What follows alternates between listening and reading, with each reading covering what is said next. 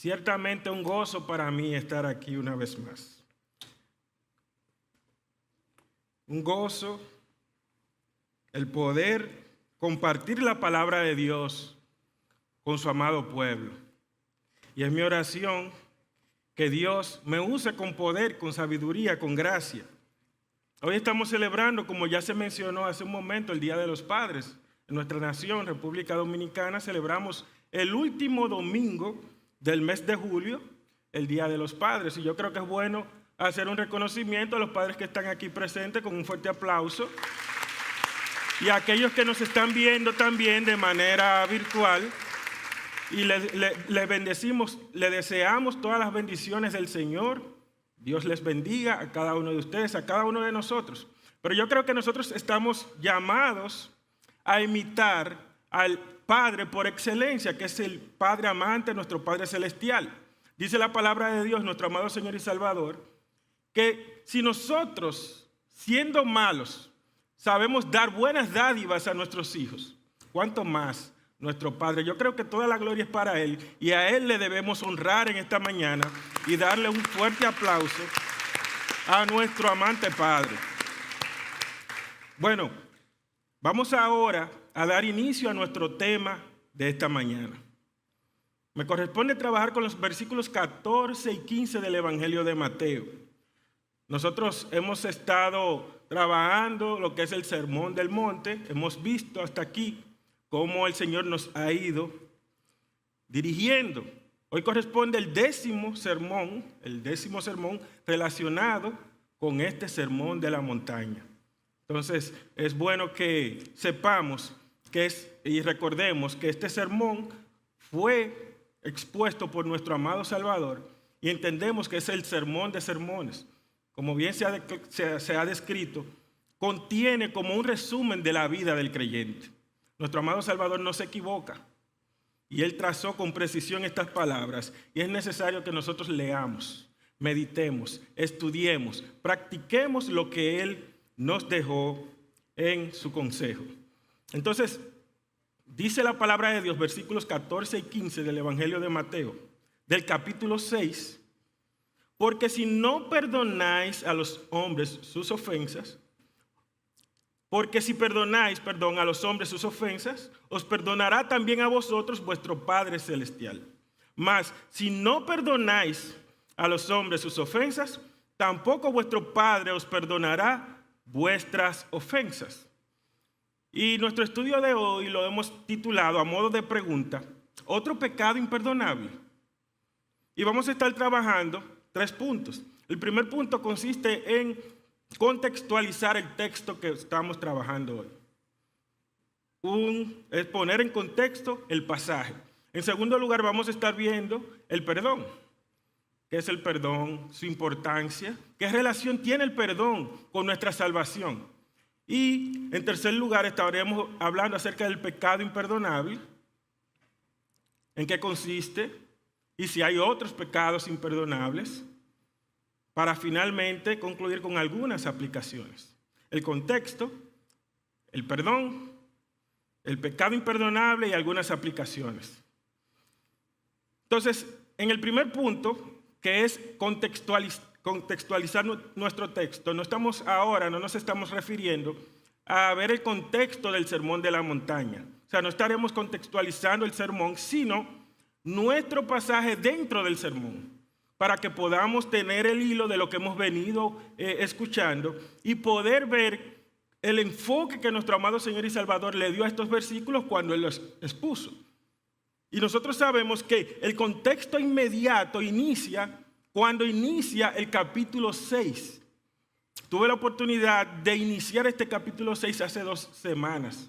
Y vimos a la luz de los primeros 4 versículos cómo nuestro Señor y Salvador hablaba acerca de que todo creyente, todo nacido de Dios, es justo. Y Él nos hablaba de cómo nosotros debemos regular nuestros actos de justicia. Porque no solamente es el acto, sino también la intención, el corazón, el propósito para el cual hacemos las cosas. Y aquí nosotros veíamos entonces que Dios da por sentado que todo nacido de Dios es justo. Jesús decía, guardaos de hacer vuestra justicia como los escribas y los fariseos. Él está diciendo, todo creyente es justo, hace justicia, practica la justicia, como bien dice Juan en su primera carta, pero él dice, guardaos de cómo obrar, de cómo hacer sus obras, porque puede ser que no sea hacer justicia, ciertamente lo que están haciendo. Y allí entonces nosotros veíamos cómo nuestro amado Salvador presentaba, aplicaba 3 manifestaciones prácticas de nuestro obrar en justicia. Nosotros citábamos que el primero era la generosidad, y en ese mismo momento, en esa semana, trabajamos con ese punto.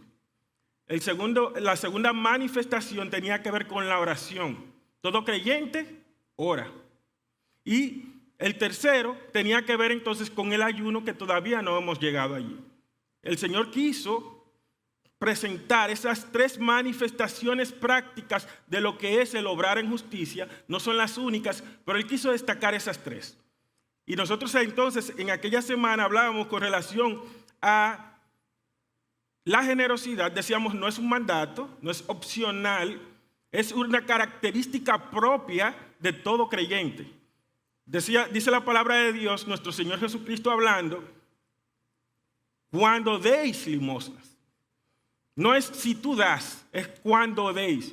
Y nosotros veíamos entonces que es una característica, una cualidad propia de todo creyente. Decíamos también que el Señor regulaba la manera como no debemos obrar en generosidad o cómo no debemos dar limosna y cómo sí. Él decía, no lo hagan como los escribas y fariseos.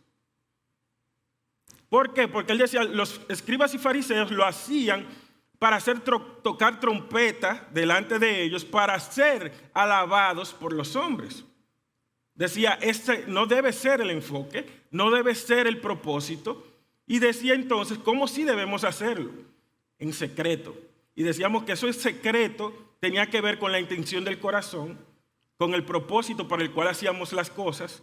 Y decíamos entonces que así como el Señor nos había mandado a ser luz del mundo, y que nuestras obras deben ser vistas por todos los hombres, el propósito final, el propósito debe ser que los hombres glorifiquen a Dios a través de las obras que nosotros hagamos. Y de esto se trataba entonces el tema de la generosidad. La semana pasada, nuestro amado pastor Onésimo trabajó de una manera exquisita, de una manera tremenda, la segunda manifestación del obrar en justicia, que tiene que ver con la oración. Y si nosotros comparamos, vemos que el Señor nos está dirigiendo a un mismo lugar con ambos puntos. ¿Cómo debemos orar? Decía, no hacerlo como los fariseos también. No hacerlo para ser vistos por ellos. No debemos irnos por ese lado. Y decía también nuestro amado pastor Onésimo que el Señor Jesucristo no solamente quería enfocarnos en la necesidad que todo creyente tiene de orar, sino también que quería enfocarnos en la manera correcta de nosotros orar. Porque bien decía también, cuando ores, no es si oras, cuando ores, dando a entender también que todo creyente ora. No es opcional, no es un mandato, es una característica propia de todo nacido de Dios, que ora. Y entonces allí nuestro amado pastor dividió el sermón, la parte de la oración. Él presentaba algunos aspectos propiamente de las necesidades más profundas que todo ser humano tiene. Y él nos llevaba a ver cómo la única fuente para nosotros satisfacer esas necesidades profundas del alma estaban solamente en Dios. Que nosotros debíamos dirigirnos a Dios para satisfacerla. Y él presentaba entonces, primero, 3 aspectos que tenían que ver con necesidades que hacían referencia o enfocaban la gloria de Dios. Y en los primeros versículos, en el versículo 9 y 10, nosotros veíamos cómo aquí él presentaba a Dios como Padre, Padre nuestro. Presentaba a Dios como el Rey soberano que estás en los cielos, santificado sea tu nombre, venga a tu reino, eres un Rey soberano. Y como el único sabio, pero también bondadoso. Porque la sabiduría de Dios, Él la utiliza a nuestro favor. Su poder, su sabiduría siempre redunda para nuestro bien. Y por eso el Señor Jesucristo en su oración modelo nos nos motivaba a nosotros a pedir que se haga su voluntad, así como en el cielo se haga aquí también en la tierra. ¿Por qué? Porque su voluntad es agradable y es perfecta.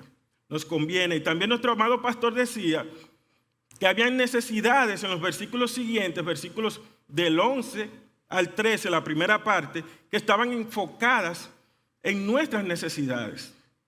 Necesidades físicas, necesidades emocionales y necesidades espirituales. El pan nuestro de cada día, dánoslo hoy. Necesidades físicas. Perdónanos nuestras deudas, así como también nosotros perdonamos a nuestros deudores. Necesidades emocionales. Y después, entonces, pedía, perdónanos nuestras deudas, como así también nosotros perdonamos a nuestros deudores, y no nos dejes caer en tentación, mas líbranos del mal. Enfocando el tema, enfocando la parte o el aspecto de ¿cuál? De lo espiritual, nuestra necesidad espiritual, la necesidad de ir en pos de la santidad. No caer en tentación, líbrame del mal, ayúdame a ser santo, ayúdame a ser conforme a tu voluntad, conforme a tu carácter, necesidades espirituales. Entonces culminaba esta oración con una declaración maravillosa, un reconocimiento de la grandeza, de la majestad, de la gloria, del poder, de la sabiduría de nuestro Dios, porque tuyo es el reino, el poder y la gloria por todos los siglos. Amén. Entonces vemos cómo este capítulo 6 se está enfocando en algo, en la justicia, en el obrar en justicia que todo creyente debe hacer. Y después de él describir las dos primeras manifestaciones prácticas de obrar en justicia, entonces viene nuestro texto. O sea, ese es el contexto. Viene el texto nuestro que dice, porque si perdonáis a los hombres sus ofensas, os perdonará también a vosotros, vuestro Padre. Qué bueno es poder llamar a Dios Padre. Vuestro Padre celestial. Mas si no perdonáis a los hombres sus ofensas, tampoco vuestro Padre os perdonará vuestras ofensas. Entonces vemos el contexto. Ahora Cristo introduce este verso. Y ahora pasamos nosotros a nuestro segundo punto, el perdón. ¿En qué consiste el perdón? Ya Cristo está hablando aquí que nosotros estamos pidiendo un perdón y estamos nosotros justificando en cierta forma porque nosotros también perdonamos. Y ahora Cristo está diciendo, si tú perdonas, te perdono. Si tú no perdonas, no te perdono. El perdón se puede definir como la falta, olvidar la falta, que una persona puede olvidar la falta que ha cometido otra contra ti y no guardar rencor. También se puede decir que es librar a una persona de un castigo o de una obligación que tiene contigo. Perdonar. Entonces nosotros vemos cómo la palabra de Dios nos presenta esa definición de una manera precisa. Lo que Dios hace con nosotros. ¿Qué hace Dios? Dice Hebreos 8:12, porque seré propicio a sus injusticias y nunca más me acordaré de sus pecados y de sus iniquidades. Dios no tiene una mente corta que se le olviden las cosas. O sea, estamos utilizando un lenguaje humano. A Dios no es que se le olvida, no es que wow, y es verdad que tú hiciste eso, no. Dios no guarda rencor. Y Dios te dice, si yo te perdono, yo no te voy a tomar en cuenta esa falta más adelante, porque ya yo te perdoné. Entonces en la Biblia la palabra que se utiliza para perdonar, la palabra griega se puede traducir como dejar pasar, que es lo mismo que cuando nosotros cancelamos una deuda. Dejar pasar, eso es sinónimo a cancelar una deuda. Y es lo mismo que Cristo hizo con nosotros. Estando Cristo en la cruz del Calvario, supo decir, consumado es. Que traducido es cancelada está la deuda, cancelada en su totalidad. No fue una cancelación parcial, cancelada en su totalidad, y de eso trata el perdón. Entonces, ¿cuán importante es el perdón? Nosotros debemos ver la importancia del perdón, medir la importancia del perdón a la luz de la importancia que Dios le da al perdón. ¿Y dónde podemos ver nosotros la importancia que Dios le da al perdón? Fíjense cómo nosotros hemos presentado el contexto de este pasaje y hemos enumerado las cantidades de cosas que Cristo ha hablado, tanto de la generosidad como de la oración. Todos los aspectos de la oración que nuestro amado Salvador enfocó, que bien detalló nuestro amado pastor Onésimo. Y entonces, ¿qué hace Jesús ahora? No pasa inmediatamente a la tercera manifestación, que es el ayuno, sino que se detiene, retrocede y se enfoca en un punto específico de todo lo que él habló de la oración, y es el perdón. Después de él hablar del perdón, él siguió con su oración y la concluyó. No fue el último punto que él trató, pero él quiso devolverse y hacer un énfasis y decir, sí, deben orar pidiendo perdón, así como nosotros perdonamos, pero esperen un momento, escuchen esto. Si ustedes perdonan, yo los perdono. Si ustedes no perdonan, yo no los voy a perdonar. Nosotros sabemos que todo lo que Dios dice es importante, pero también sabemos que cuando Él enfatiza algo, es vital. El perdón es vital. Y esto del perdón, o sea, la forma en cómo Dios procede. Nosotros sabemos que la salvación es por gracia, pero hay personas que quieren distorsionar esto. Esto mismo del perdón se puede aplicar a todos los aspectos de la oración y también a otros aspectos que no se mencionaron. Porque nuestro amado pastor Onésimo también mencionaba algo de esto. Yo no puedo orar a Dios pidiéndole provisión si yo no tengo la disposición de compartir de lo que Dios me da. Yo no puedo pedirle a Dios que haga justicia si yo no tengo la disposición en mi corazón de obrar en justicia. Yo no puedo pedirle a Dios, venga a tu reino, si yo no tengo la disposición de someterme a su señorío. Yo no puedo pedirle a Dios que se haga su voluntad si yo no estoy dispuesto a subyugar mi voluntad debajo de su voluntad. Yo no puedo decirle a Dios Padre si yo no estoy dispuesto a llamarle hijo. Por lo tanto, yo no puedo decirle a Dios que me perdone si yo no tengo la disposición de perdonar a otros. Entonces, según las Escrituras, ¿a quiénes debemos nosotros perdonar? Dice la palabra que a todos los que nos ofenden. Aquí no tiene que ver si es cristiano, si no lo es. A todos, como bien dice la palabra de Dios aquí. Perdona, ¿a quiénes? Perdona nuestros pecados, como también nosotros perdonamos a nuestros deudores.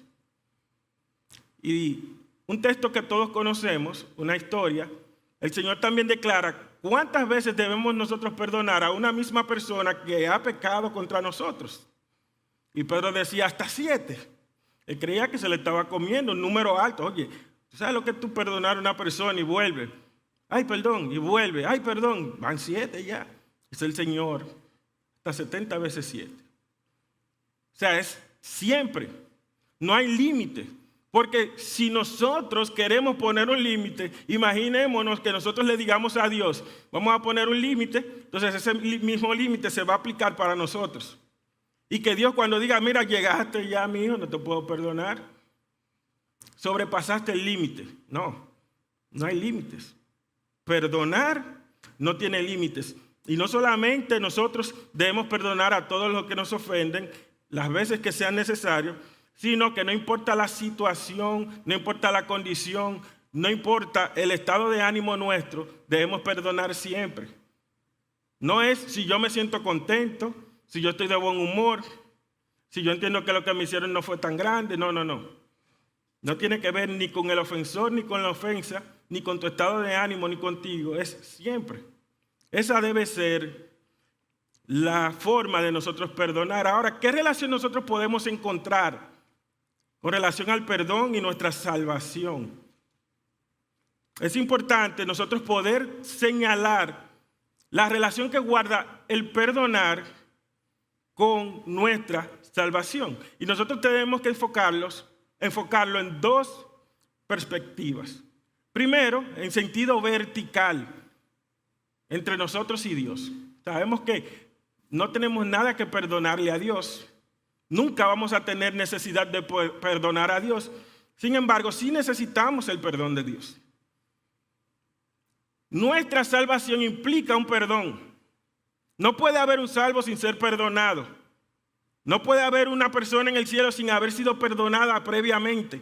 Todos necesitamos ser perdonados. Y al igual que la salvación, el perdón ni se gana ni se compra, el perdón se recibe.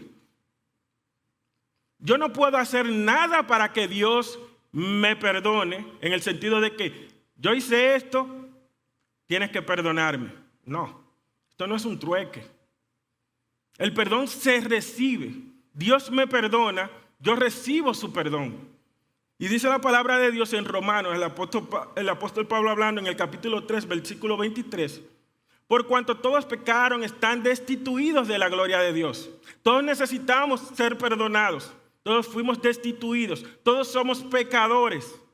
Pero dice entonces el versículo 24, siendo justificados gratuitamente por su gracia mediante la redención que es en Cristo Jesús. O sea, nosotros somos justificados por su gracia. Quiere decir que es un don, es un regalo. Esa justificación es un perdón. Se atribuye la justicia de Cristo, se nos imputa. Entonces dice aquí, gratuitamente por su gracia, no fue mediante lo que yo hice. Dice aquí claramente, mediante la redención que es en Cristo Jesús. Y conocemos que la clave para ser perdonado es el arrepentimiento. El arrepentimiento implica fe. El arrepentimiento implica un reconocimiento de que estamos en falta y que necesitamos entonces ser perdonados. Dice la palabra de Dios en Proverbios 28:13, el que encubre su pecado no prosperará, mas el que lo confiesa y se aparta, y eso es arrepentirse, alcanzará misericordia. Tú te arrepientes, tú reconoces, tú confiesas, y tú en tu alma, en tu corazón, tú determinas no volver a cometer ese pecado. No es como un jueguito, yo peco, Dios me perdona, me arrepentí, no. Si todavía en tu corazón no hay una determinación, un sentimiento profundo, un dolor intenso por la falta que cometiste, y una determinación de decir, no lo vuelvo a hacer, ayúdame, entonces no hay tal arrepentimiento. Se requiere arrepentimiento. Ahora, en sentido horizontal, ¿qué tiene que ver el perdón con nuestra salvación? Jesús dice que si yo no perdono, Él no me perdona. Pero nosotros podemos ver por las mismas escrituras y por el espíritu de todo lo que Cristo está diciendo, que el nosotros perdonar a nuestros deudores es una manifestación de haber experimentado el perdón de Dios. Yo soy perdonado, me sé perdonado y no hay nada que me vaya a impedir entonces yo perdonar a otro. ¿Por qué? Porque es una manifestación, es una característica de uno que ha sido perdonado. Mi perdón fluye por cuanto yo he sido perdonado. Entonces, la iniciativa siempre es de Dios. Nosotros amamos a Dios porque Él nos amó primero. Nosotros perdonamos a los que nos ofenden porque Dios nos perdonó primero. Pero Dios está diciendo aquí, y esto no le quita ninguna fuerza al texto, si tú no perdonas, yo no te perdono. Él está diciendo, aquí como nosotros podemos jugar a salvo siempre salvo y podemos jugar a que yo confesé al Señor Jesucristo como mi Señor y Salvador y yo no voy a perder la salvación. Cristo está diciendo, revisa tu corazón, si tú tienes odio, si tú guardas rencor, oye, tú no has sido perdonado y no te voy a perdonar. No hay perdón para ti. No hay perdón. Y vamos por favor a Mateo capítulo 18. Allí hay una ilustración muy poderosa, versículos 23 en adelante. Fíjense cómo el Señor Jesucristo hace como si fuera una comparación de lo que es el reino de Dios con relación al perdón, el reino de los cielos. Esto es lo que conocemos como la parábola de los dos deudores. Esto ilustra este tema de una manera sumamente clara. Fíjense lo que dice, versículo 23 de Mateo 18. Por lo cual, el reino de los cielos es semejante a un rey que quiso hacer cuentas con sus siervos. Y comenzando a hacer cuentas, le fue presentado uno que le debía 10,000 talentos. A este, como no pudo pagar, ordenó su señor venderle y a su mujer e hijos, y todo lo que tenía para que se le pagase la deuda. Entonces aquel siervo, postrado, le suplicaba, diciendo: Señor, ten paciencia conmigo y yo te lo pagaré todo. El señor de aquel siervo, movido a misericordia, le soltó y le perdonó la deuda. Fíjense aquí algo. No dice que el Señor le dijo: está bien, te voy a dar un chance y me la pagas cuando tú puedas. Movido a misericordia, le soltó y le perdonó la deuda. Ahora dice: pero saliendo aquel siervo, halló a uno de sus consiervos que le debía 100 denarios. Y haciendo de él, le ahogaba diciendo: págame lo que me debes.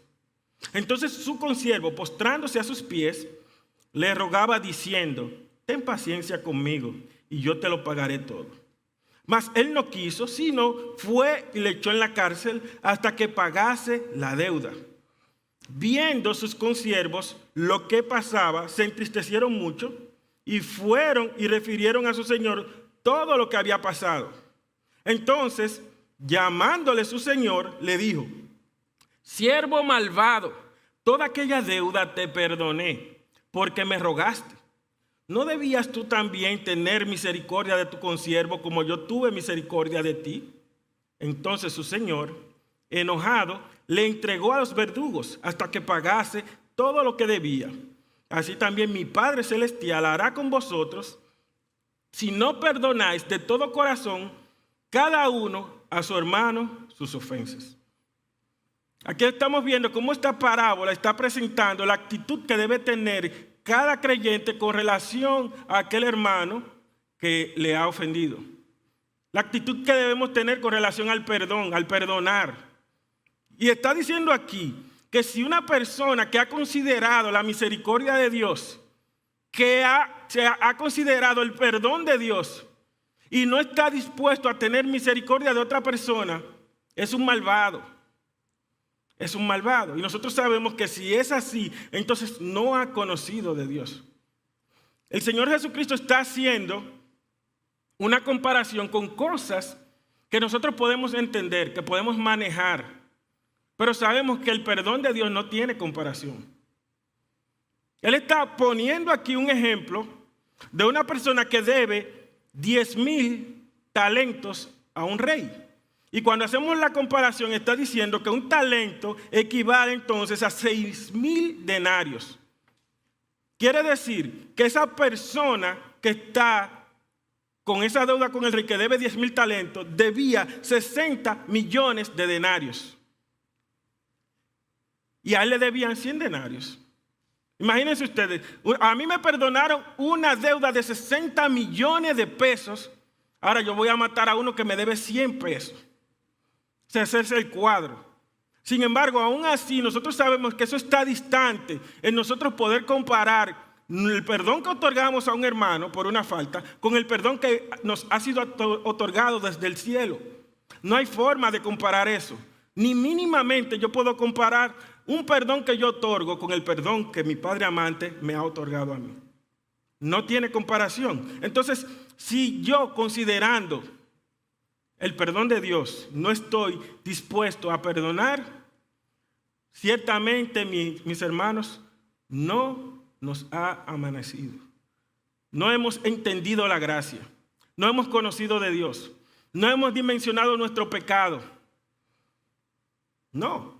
Nosotros conocemos que Cristo no solamente vino al mundo a salvarnos. Él vino como el gran pacificador, presenta las Escrituras. Pero entonces Él viene a reconciliarnos con el Padre, pero en esa reconciliación hay una reconciliación entre nosotros. Nosotros vemos cómo el apóstol Pablo presenta en su segunda carta a los Corintios, cómo nuestro amado Señor Jesucristo vino, dice la palabra, que Dios vino a reconciliarnos en Cristo consigo mismo. O sea, Cristo viene enviado de Dios, a reconciliarnos a nosotros con Dios por medio de Cristo. Pero dice aquí, en los versículos 18 en adelante de la segunda carta de Pablo a los Corintios, que ese ministerio de la reconciliación Cristo lo delegó en nosotros. Y dice la palabra, dice el apóstol, que es como si Dios mismo rogara por medio de nosotros a los hombres para que se arrepintieran y se reconciliaran con el Padre.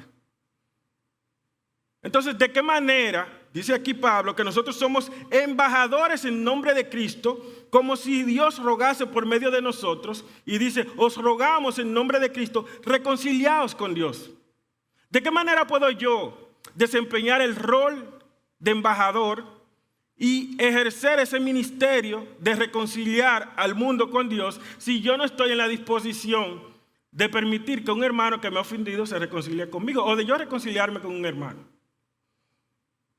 O sea, no hay forma de yo poder desempeñar ese rol. Por lo tanto, el que no esté en capacidad de perdonar, mis hermanos, tampoco puede pensar que va a tener parte en el reino de los cielos. Eso es lo que dice nuestro amado Señor.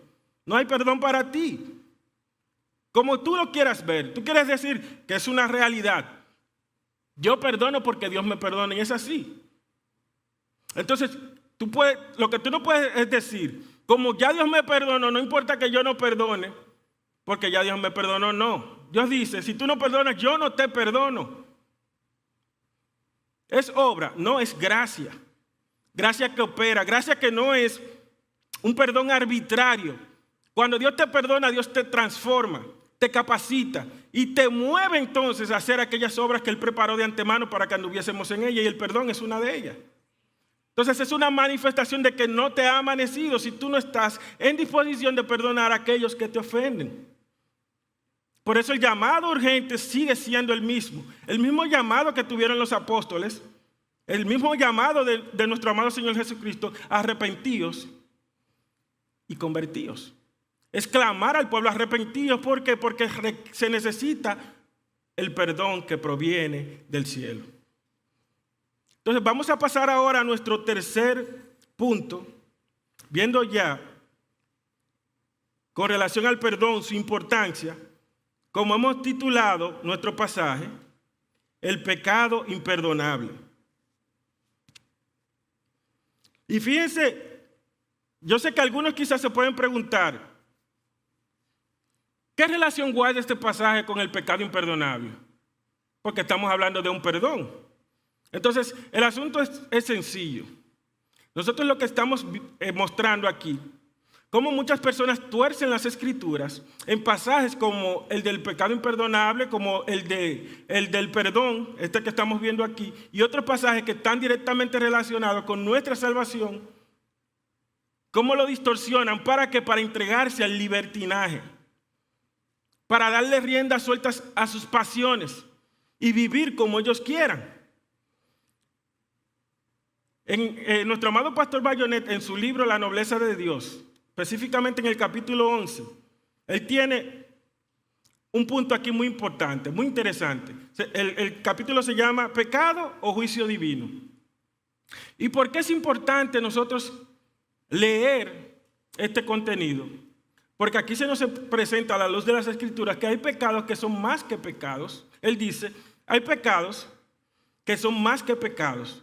Son en sí mismos juicios divinos. Y él hablaba allí de la homosexualidad. Y a la luz de Romanos 1, nosotros podemos ver que la homosexualidad no es un pecado, es una entrega de Dios. Es una entrega, dice Romanos 1, 24, Dios los entregó a la inmundicia. ¿Qué fue lo que ellos hicieron? Cambiando la verdad de Dios por la mentira, y Dios los entregó a la inmundicia. Dios los entregó a pasiones vergonzosas. Entonces no estamos hablando de un pecado, estamos hablando de actos que evidencian lo que hay en tu corazón. Es una manifestación de lo que realmente hay en tu corazón. Una entrega, lo mismo que un suicidio. Nosotros podemos comparar también, como bien destaca nuestro amado pastor en su libro, que ciertamente hay acciones que son más que pecados. Son evidencias de lo que tenemos en el corazón. Cuando nosotros entonces hablamos siempre del pecado imperdonable, ya sabemos que nos estamos refiriendo a lo que nuestro amado Salvador habló con relación a la blasfemia del Espíritu Santo. Y en el Evangelio de Marcos, capítulo 3, verso 28, dice lo siguiente: de cierto os digo que todos los pecados serán perdonados a los hijos de los hombres, y las blasfemias, cualquiera que sean. Pero cualquiera que blasfeme contra el Espíritu Santo no tiene jamás perdón, sino que es reo de juicio eterno. Y cuando nosotros escuchamos personas hablando de esto, vemos cómo ellos tuercen las Escrituras para apalancarse de esta doctrina que ellos distorsionan. ¿Para qué? Para justificar su pecado. Y dicen: Dios me perdonó mis pecados pasados, presentes y futuros. Soy salvo y la salvación no se pierde. No importa lo que yo haga, siempre y cuando no cometa la blasfemia contra el Espíritu Santo.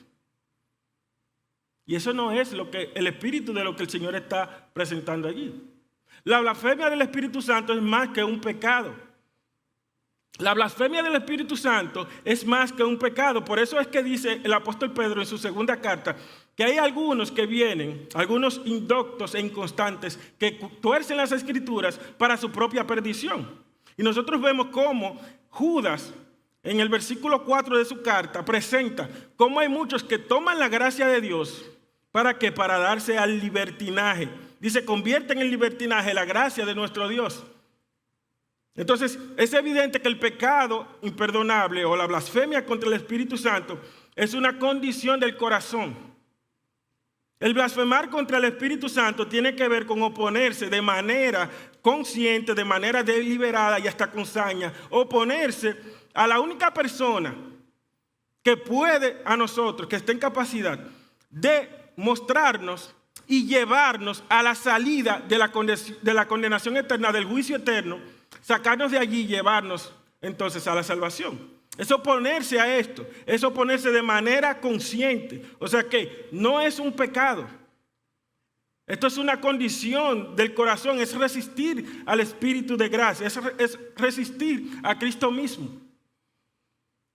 Por eso, cuando el Señor Jesucristo habló de que Él se iba y le dijo a sus discípulos: les conviene que yo me vaya, les habló de que iba a enviar al otro Consolador. ¿Por qué? Porque este era quien iba a mostrarnos a nosotros y a convencernos de que de pecado, de justicia y de juicio. Y si yo me opongo a ese espíritu, ¿de qué manera yo voy a ir en arrepentimiento delante de Dios si yo entiendo que no necesito perdón? Que no necesito perdón porque lo que yo hago está bien.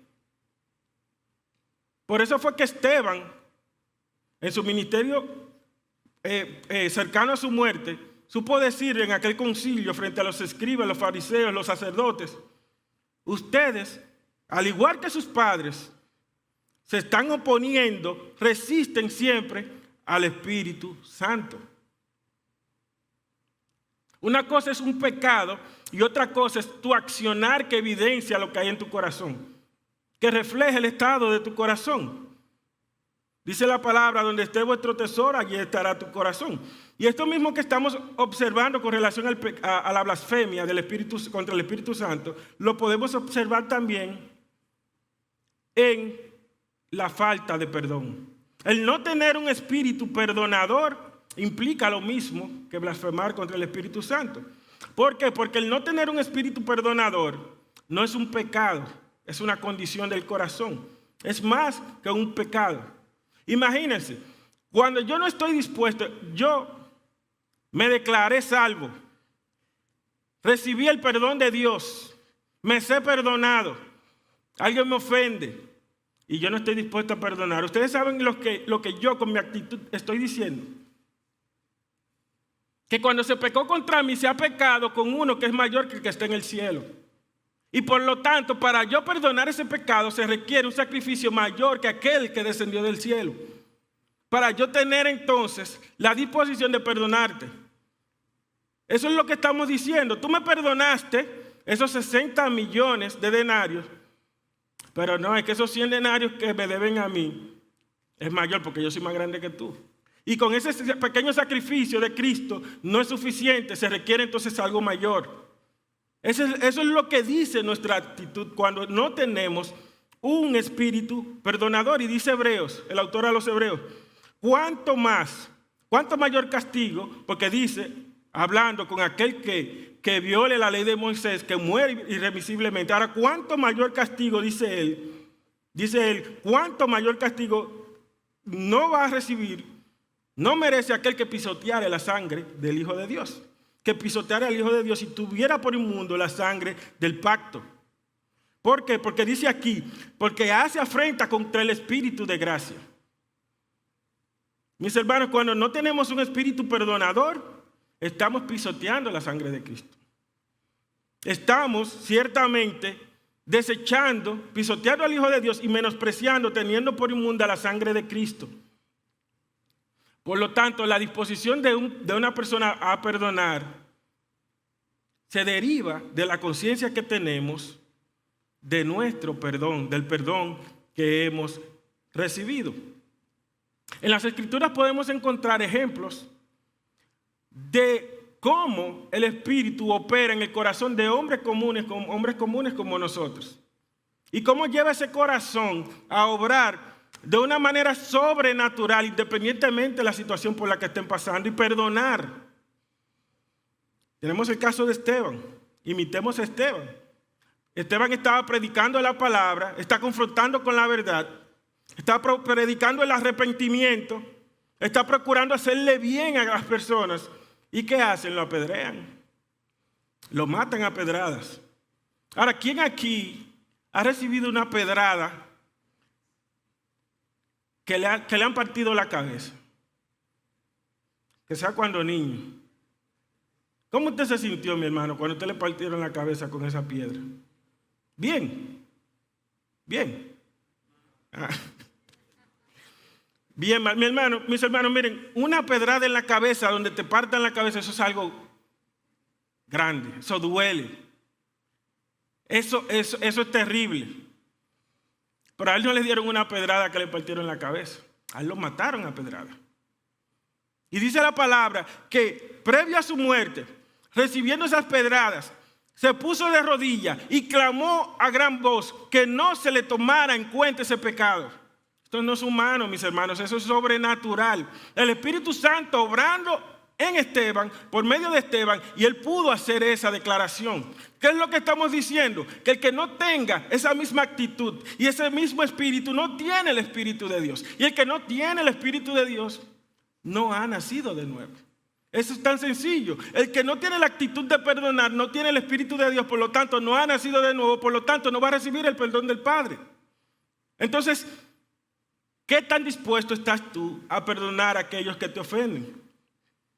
Ahora, nuestro mayor ejemplo es nuestro amado Salvador. Las Escrituras nos presentan cómo nuestro Señor Jesucristo respondió a los vituperios que nosotros mismos fuimos partícipes, porque fue por nosotros que Él vino aquí. Por eso el apóstol Pablo nos invita a que nosotros imitemos a Cristo en Filipenses 2.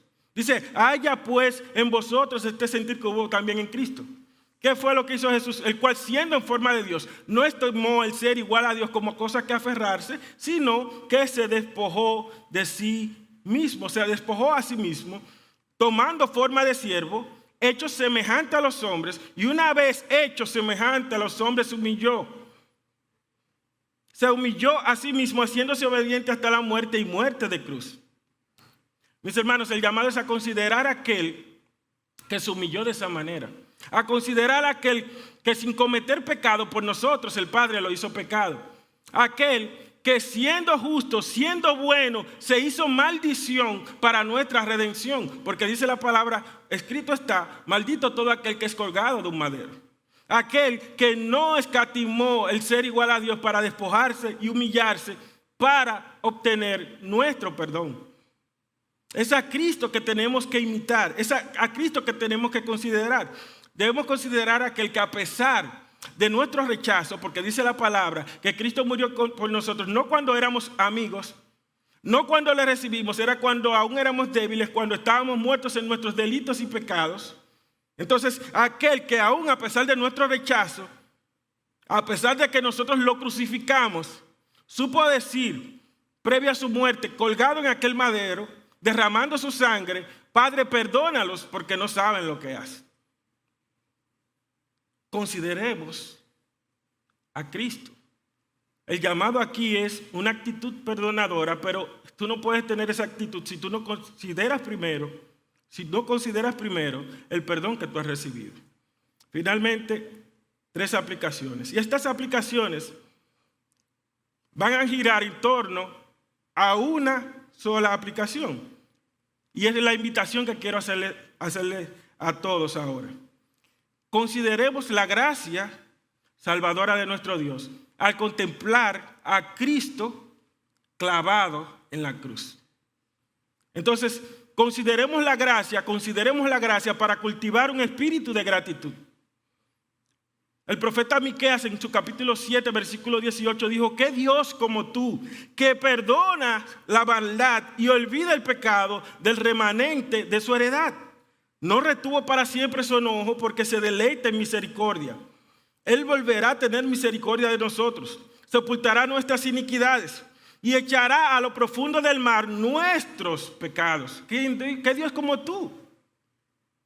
Cultivemos un espíritu de gratitud, pero eso se consigue al considerar la gracia de Dios, mirando a Cristo clavado en la cruz. En segundo lugar, consideremos la gracia de Dios para cultivar un espíritu humilde. Ya vemos en Efesios 2 que la salvación es por gracia. El perdón fue otorgado por gracia, yo no lo gané. No por obras, para que nadie se gloríe, no hay gloria en mí. Y Pablo presenta también en su primera carta a los Corintios que todo lo que yo tengo, lo que me pueda distinguir, yo lo recibí, no es mío. Y si yo lo recibo, ¿por qué entonces tengo yo derecho alguno de exaltarme, de gloriarme? Toda la gloria es de Dios. Por lo tanto, consideremos a Cristo en la cruz, la gracia de Dios, para cultivar un espíritu humilde. Y finalmente, consideremos la gracia de Dios para cultivar un espíritu perdonador. La palabra de Dios en Colosenses 3:13 dice: soportándoos unos a otros y perdonándoos unos a otros si alguno tuviere queja contra otro. De la manera que Cristo os perdonó, así también hacedlo vosotros. Considerémonos unos a otros, perdonémonos. ¿Por qué? Porque Cristo nos perdonó, así como Cristo nos perdonó a nosotros, que nosotros podamos perdonar a aquellos que nos ofenden. No se trata de quién pecó contra ti, no se trata de qué tipo de pecado se cometió. No se trata tampoco, porque no vayamos a jugar ahora, a minimizar nuestro pecado y a maximizar el pecado del otro. No se trata tampoco de que si cometiste o no el pecado imperdonable. No se trata de eso. Lo que se trata es dónde está tu corazón. Si está en Cristo, tú vas a tener una actitud perdonadora, porque tú vas a considerar lo grande del perdón. Como bien dice Pablo en Colosenses 2:13, estando nosotros muertos en pecado y en la incircuncisión de vuestra carne os dio vida juntamente con él, perdonándonos todos los pecados. Había un acta que era contraria a nosotros, que nos condenaba, y él agarró esa acta y la clavó en la cruz del Calvario, dice Pablo. Por lo tanto, vayamos a la cruz, que es el único lugar donde nosotros podemos dimensionar de manera correcta, de manera precisa, la magnitud de nuestro pecado. Y podemos dimensionar de manera correcta la gracia salvadora de Dios. Y podemos dimensionar de manera correcta también el amor de Dios por nosotros. Y esto es lo que nos va a llevar a nosotros, por lo tanto, a cultivar un espíritu perdonador. Que Dios te bendiga y que Dios nos ayude a nosotros, hermanos, a tener nuestra mirada puesta en Jesús, en la cruz, para que nosotros podamos actuar como se demanda de nosotros. Oremos. Padre, gracias. Gracias, bendito Dios. Gracias por tu palabra. Gracias por lo grande que eres, lo bueno que eres. Oh Señor, ¿con qué podemos nosotros comparar el perdón que hemos recibido de ti? No hay nada. No se puede comparar con nada. Cuán grande amor.